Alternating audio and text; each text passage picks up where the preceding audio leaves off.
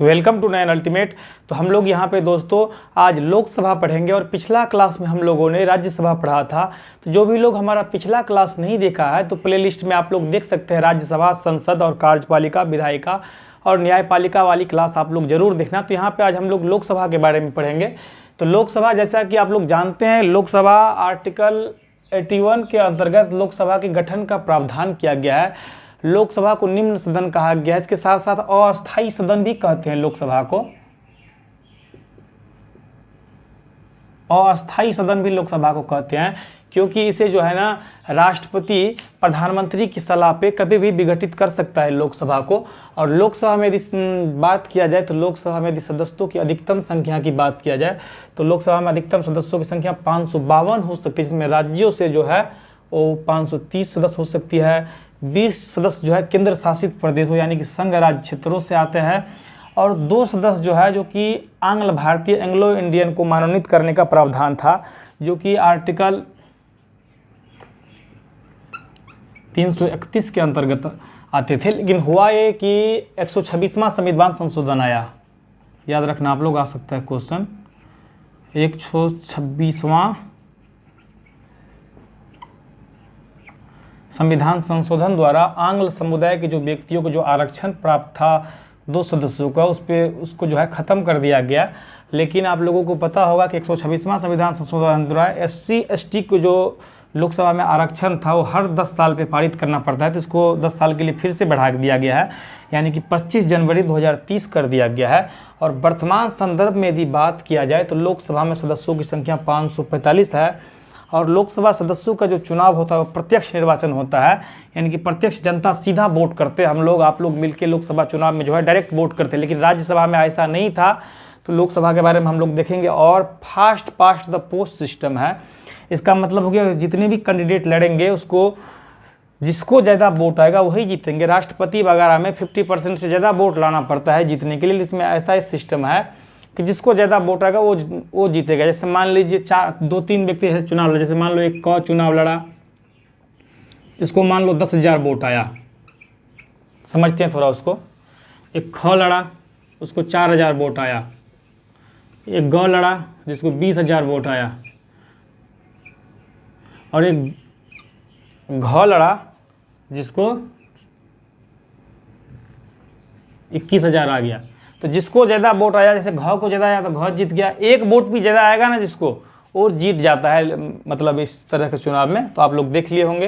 तो एक बार मैं फिर से आप लोगों को बताना चाहूँगा, जो कि लोकसभा हमारा है, आर्टिकल 81 के अंतर्गत लोकसभा के गठन का प्रावधान है। लोकसभा को निम्न सदन कहा गया है, लोगों का सदन भी इसे कहा गया है, और अस्थायी सदन भी कहते हैं।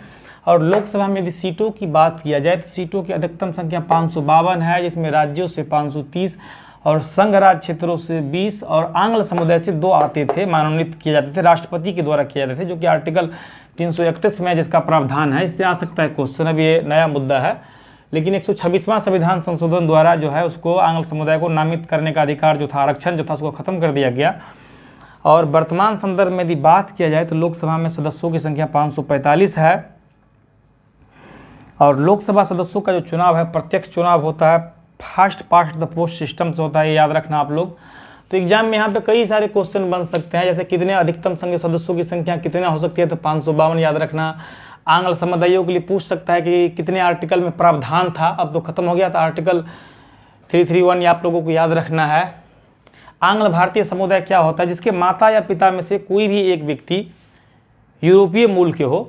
विशेषतः ये अंग्रेजों के लिए बनाया गया है, तो उसे जो है आंग्ल समुदाय के लोग कहते हैं हम लोग। अब देखते हैं लोकसभा का जो निर्वाचन होता है, वो लोकसभा का जो निर्वाचन होता है सार्वभौमिक वयस्क मताधिकार पे होता है, यानी कि 18 वर्ष की आयु पे का सार्वभौमिक वयस्क मताधिकार का मतलब है कि हर व्यक्ति एक वोट का मालिक है, हर व्यक्ति को वोट डालने का अधिकार है। आर्टिकल 326 के अनुसार मैं एक जो भी आदमी, जैसे मुझे भी एक वोट का अधिकार है, किसी और आदमी को एक वोट का अधिकार होगा, हर आदमी को अपना एक वोट का ही अधिकार होगा। लोकतंत्र यही होता है, सार्वभौमिक वयस्क मताधिकार। और ये वोट डालने की जो उम्र है दोस्तों, वो 18 वर्ष की आयु के व्यक्ति गुप्त मतदान द्वारा कर सकता है।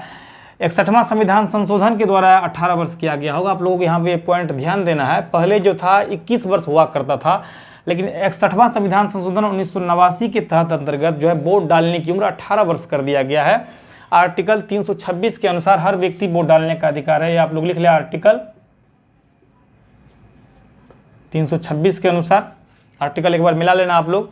और सीटों का जो आवंटन होगा, जैसे किस राज्य में कितना सीट होगा, यूपी में, एमपी में, हर राज्य के जो है वो परिसीमन आयोग करता है जनसंख्या के आधार पर। जैसे 42वें संविधान संशोधन 1976 के द्वारा सीटों का आवंटन 1971 की जनगणना के आधार पे 2000 ईस्वी तक स्थिर था, लेकिन 84वां संविधान संशोधन के द्वारा यह जो था 2001 द्वारा 2026 तक के लिए कर दिया गया है ऐसा प्रावधान। जो सीटों की संख्या 2026 तक जैसे जैसे वैसे ही रहेगा। जैसे जैसे यूपी में 80 सीट है, बिहार में 40 है, तो अभी 2026 तक ऐसे का ऐसे ही रहेगा। 2026 के बाद इस पर जो है जो आएगा तब किया जाएगा इस पर निर्णय।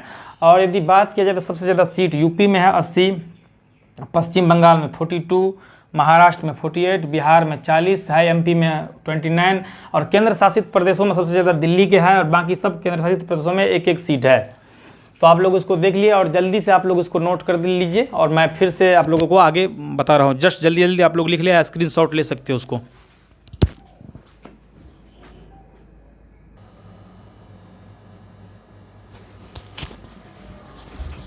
तो यहाँ पे अब हम लोग लोकसभा सदस्य की जो अहर्ता है, अहर्ता यानी कि योग्यता के बारे में देखेंगे, जो कि आर्टिकल 84 में है। लोकसभा चुनाव के लिए क्या, लोकसभा चुनाव के लिए सदस्य की क्या अहर्ता होना चाहिए। तो सबसे पहली बात है कि भारत का नागरिक होना चाहिए और कम से कम 25 वर्ष की आयु होना चाहिए। जैसे कि राज्यसभा में हम लोगों ने देखा था कि राज्यसभा चुनाव के लिए जो उम्र थी वो 30 साल थी कम से कम। लोकसभा के लिए 25 है, राष्ट्रपति और उपराष्ट्रपति के लिए 35 होती है, और वोट डालने का जो उम्र है वो 18 वर्ष हम लोगों ने देखा था। तो 25 वर्ष होना चाहिए। उम्र से कई बार क्वेश्चन आ चुका है। लोकसभा चुनाव के लिए कम से कम आयु 25 साल होना चाहिए, और वे सभी अहर्ताएँ धारण करता हो जो संसद विधि द्वारा निर्धारित करती हो। तो यहाँ पे हम लोग लोकसभा चुनाव की अहर्ता देख लिए। अब इसके बाद हम लोग इसकी अवधि देखते हैं। तो वैसे तो लोकसभा चुनाव की अवधि 5 वर्ष की मानी गई है सदस्यों की जो है अवधि, लेकिन बीच में कभी भी राष्ट्रपति प्रधानमंत्री की सलाह पे या मंत्रिपरिषद की सलाह पे विघटित कर सकती है। लेकिन यदि 42वें संविधान संशोधन 1976 के द्वारा जो अवधि 6 वर्ष कर दिया गया था, लेकिन फिर से 44वें संविधान संशोधन 1978 के द्वारा 5 वर्ष फिर से कर दिया। ये इंपॉर्टेंट पॉइंट है, आप लोग देख लेंगे कि 42वें संविधान और 46 में किस तरीके से यहाँ पे चेंज हुआ। और एक आर्टिकल 352 के अनुसार जो आपातकाल की घोषणा होती है, इसके अनुसार संसद विधि द्वारा लोकसभा की अवधि को 1 वर्ष के लिए बढ़ा सकती है। 1 वर्ष के लिए बढ़ा सकती है, ठीक है, 1 वर्ष के लिए बढ़ा सकती है, लेकिन आपात की उद्घोषणा की समाप्ति से 6 माह से आगे नहीं जा सकती है, ठीक है।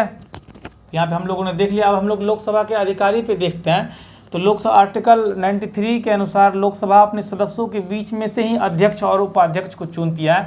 और कई बार ये भी क्वेश्चन कई लोग पूछते हैं कि लोकसभा अध्यक्ष का शपथ कौन दिलाता है। तो आप लोगों को याद रखना है कि लोकसभा अध्यक्ष का जो है सिर्फ और सिर्फ संसद सदस्य के रूप में शपथ लेंगे, अलग से कोई शपथ नहीं होगा, ठीक है। और लोकसभा अध्यक्ष जो है अपना त्यागपत्र उपाध्यक्ष को देगा, और उपाध्यक्ष जो है अपना त्यागपत्र अध्यक्ष को देगा। तो आप लोगों के समझ में आ गया होगा। और लोकसभा अध्यक्ष की कुछ शक्ति एवं कार्य है, जैसे कि कोई विधेयक धन विधेयक है या नहीं, इसके बारे में निर्णय लोकसभा अध्यक्ष का ही निर्णय अंतिम होगा। इसके बाद संयुक्त अधिवेशन जो होता है, जिसके बारे में एक वीडियो हम लोग और बना लेंगे, एक वीडियो हम लोग बनाएंगे जिसमें धन विधेयक, वित्त विधेयक, संयुक्त अधिवेशन, संविधान संशोधन सब पे हम लोग डिटेल से जाएंगे। तो यहाँ पे हम लोग देख रहे थे कि जैसे कि कोई संयुक्त अधिवेशन की अध्यक्षता कौन करता है, तो लोकसभा अध्यक्ष ही करता है। आप लोग लिख ले उसको, धन विधेयक है या नहीं। इसके बाद कौन सदस्य संसद में कितनी देर बोलेगा, इसका भी निर्णय लोकसभा अध्यक्ष ही किया करता है। और प्रथम लोकसभा का अध्यक्ष था वो गणेश वासुदेव मावलंकर जी थे। अभी वर्तमान समय में ओम बिरला है, जो कि राजस्थान कोटा के सांसद है, ठीक है। और कोई भी सदस्य मान लीजिए यदि 60 दिन से ज़्यादा संसद के दोनों सदनों में अनुपस्थित रह जाती है तो उसकी सदस्यता समाप्त हो सकती है। इसके बाद यदि कोई व्यक्ति मान लिया जाए यदि लोकसभा का दोनों सदनों का सदस्य, लोकसभा या राज्यसभा का, तो उसे 1 सीट से इस्तीफा देना पड़ेगा, अन्यथा उसकी 1 सीट चली जाएगी। और कोई व्यक्ति मान लीजिए एमएलए भी बन गए, एमएलए पहले से थे और बाद में एमपी के रूप में चुने जाते हैं, तो उसे एमएलए वाली सीट छोड़नी होगी 14 दिन के अंदर, नहीं तो उसकी एमपी का सीट चला जाएगा अपने आप। तो आप लोगों ने देखा किस तरीके से था। लोकसभा के बारे में हम लोगों ने डिटेल्स, उसकी चुनाव किस तरीके से होता है, कौन कौन वोट डालता है, और हम लोग आर्टिकल 81 में लोकसभा के गठन का प्रावधान वगैरह देख लिए। यदि आप एक बार 2 बार वीडियो देखें। और पिछला लेक्चर में मैंने राज्यसभा, सांसद और कार्यपालिका, विधायिका, न्यायपालिका वगैरह बता चुके हैं। तो आप लोग प्ले लिस्ट में हिस्ट्री पॉलिटी भी देख सकते हैं। उम्मीद करता हूँ आप सब लोगों को वीडियो बहुत अच्छा लगा होगा। आप लोग हमारे चैनल के साथ जुड़े। और टेलीग्राम ग्रुप भी मैं बना दिया हूँ जिस पे हैंडराइटिंग वाला नोट देता हूँ।